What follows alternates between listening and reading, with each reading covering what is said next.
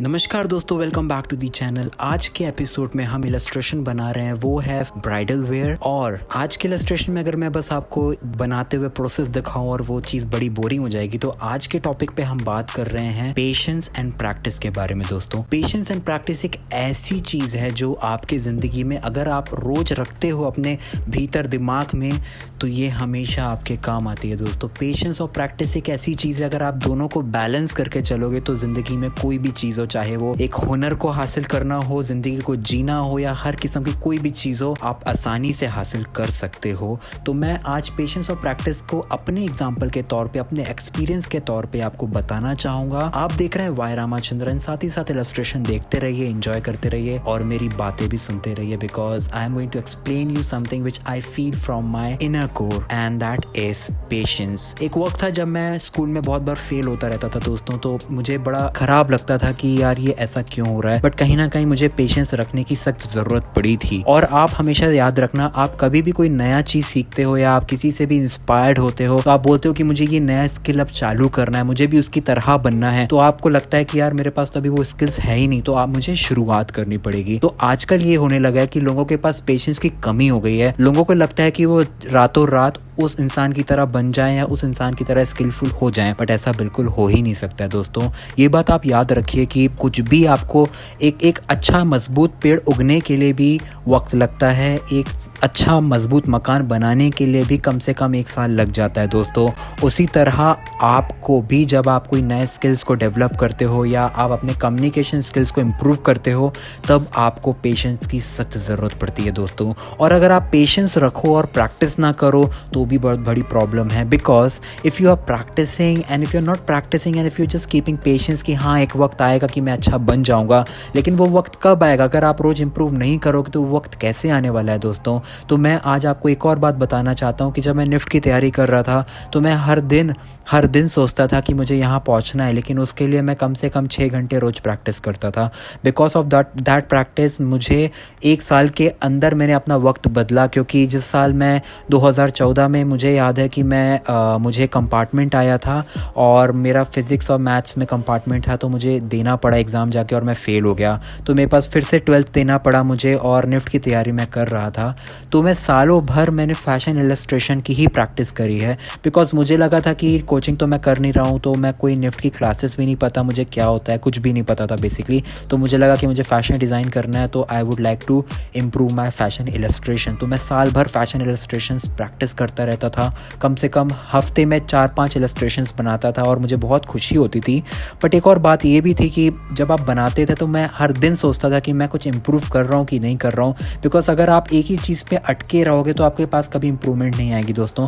Practice करते करते आपको रोज़ आपसे सवाल पूछना चाहिए कि क्या मैं इम्प्रूव कर रहा हूँ। अगर नहीं कर रहा हूँ तो ये चीज़ आपने कहीं सीखी ही नहीं, यानी कि आपने कुछ नया किया ही नहीं। तो आपको हर दिन आप अपने आप से पूछना है कि आप कुछ कर रहे हो या नहीं कर रहे हो। और उसी वक्त में जब आप पेशेंस रखोगे कि ठीक है एक दिन आएगा कि मैं बेस्ट बनूंगा, इस चीज़ में मेरे को मास्टरी हासिल होगी, तब वो बिल्कुल होगी दोस्तों। क्योंकि मुझे याद है, मैं आज से 4 साल पहले मैंने फ़ैशन इलस्ट्रेशंस प्रैक्टिस करना शुरू किया था, और आज का वक्त है जब मुझे बहुत खुशी होती है कि मैं पहले से बेटर बन चुका हूँ, जो कि मुझे आज भी अपने इलस्ट्रेशंस में बहुत ड्रॉबैक्स दिखते हैं और मैं उसको और रियलिटी में लाने की कोशिश कर रहा हूँ। जनरली मेरे फैशन इलस्ट्रेशंस जो होते हैं वो रियलिज़म से इंस्पायर्ड होते हैं। अगर आप जब निफ्ट में जाओगे तो आपको आर्ट कल्चर के बारे में सिखाया जाएगा, पॉप आर्ट्स, रियलिज़म, डाडाइज़म, बहुत सारे अलग अलग इज़म्स हैं, मिनिमलिज़म्स। तो इनके बेस पे आप अपने आर्ट को बता सकते हो कि आप किससे ज़्यादा इंस्पायर्ड होते हो। तो बेसिकली मैं रियलिज़म से ज़्यादा इंस्पायर्ड होता हूँ दोस्तों। बट एक और बात है कि जब आप प्रैक्टिस करते हो तो इसका मतलब ये नहीं है कि आँख बंद करके प्रैक्टिस करो। You are suppose to practise with your progress, with your values. You have to ask yourself, आपने कितनी वैल्यूज़ आज गेन करी है। अगर आपने गेन करी है तो that's a good news for you. But if you are just doing the same mistake every single day, not improving on your skills, on your strokes, on your techniques, definitely you are not improving next day. तो आपको हर दिन अपने आप से सोते वक्त पे पूछना है कि क्या मैंने आज इम्प्रूव किया कि नहीं। अगर आज आपने कुछ नई चीज़ नहीं सीखी है, that means you have wasted your day. तो आपको हर दिन ये पूछना चाहिए दोस्तों। और कुछ लोग होते हैं मेरे से बोलते हैं कि मेरी ड्राइंग स्किल्स बहुत ख़राब है, तो ठीक है, कोई बात नहीं दोस्तों। Practice is the only thing which I have always talk, and patience is something which you have to keep forever in your life, because धैर्य एक ऐसी चीज़ है जो आपको शांत कर सकती है। और इसका मतलब ये नहीं है कि मेरे साथ कभी नहीं होता कि मैं एकदम ही धैर्य पेशेंस से चलता हूँ, नहीं, गलतियाँ सबसे होती हैं, मैं भी बहुत सारी गलतियाँ करता हूँ दोस्तों। और इसी गलतियों में मुझे रियलाइज़ हुआ है कि हमें हमेशा एक चीज़ सोचनी है कि कभी भी कोई भी चीज़ हड़बड़ी पे ना करें तो बेटर है। Just like if you are not selected for NIFT and you are just like thinking मेरा करियर ओवर हो गया या मेरा लाइफ का जो सपना था वो पहली बार में फ़ेल हो गया, ऐसा कुछ नहीं होता है दोस्तों। मैं असली बात बताऊं तो मैं फ़ैशन डिज़ाइन और डिज़ाइन तो दूर दूर तक मेरा कोई ताल्लुक़ नहीं था। मैं ऑटोमोबाइल इंडस्ट्री में जाना चाहता था। 2010 में मैंने सब कुछ प्लान कर लिया था मुझे क्या करना है, कैसे करना है, और 2017 तक हो सकता था मेरे प्लानिंग में था कि मैं एक कंपनी खड़ी करूँगा।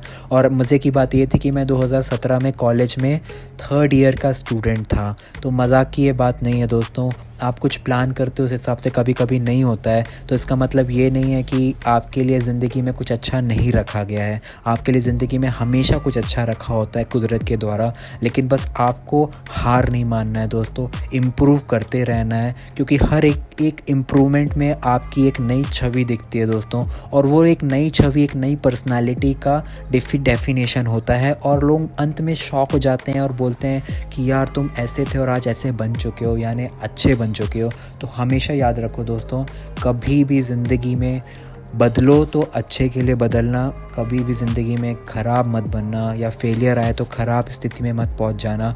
अच्छे बनने की हमेशा कोशिश करना, क्योंकि लोग आपको पत्थर मारेंगे, लोग आपको गिराएंगे, लेकिन आपका काम बनना है कि आपको कभी भी हार नहीं मानना है। मुझे बहुत बार डिप्रेस किया गया है, मुझे हमेशा डिमोटिवेट किया गया है दोस्तों, लेकिन मैं कभी हार नहीं माना, हमेशा बेहतर वर्जन बनने की कोशिश की है। वही चीज़ मैं आपको समझाना चाहता हूँ इस वीडियो के माध्यम से, जो कि हम ब्राइडल वेयर ऑलरेडी बना रहे हैं।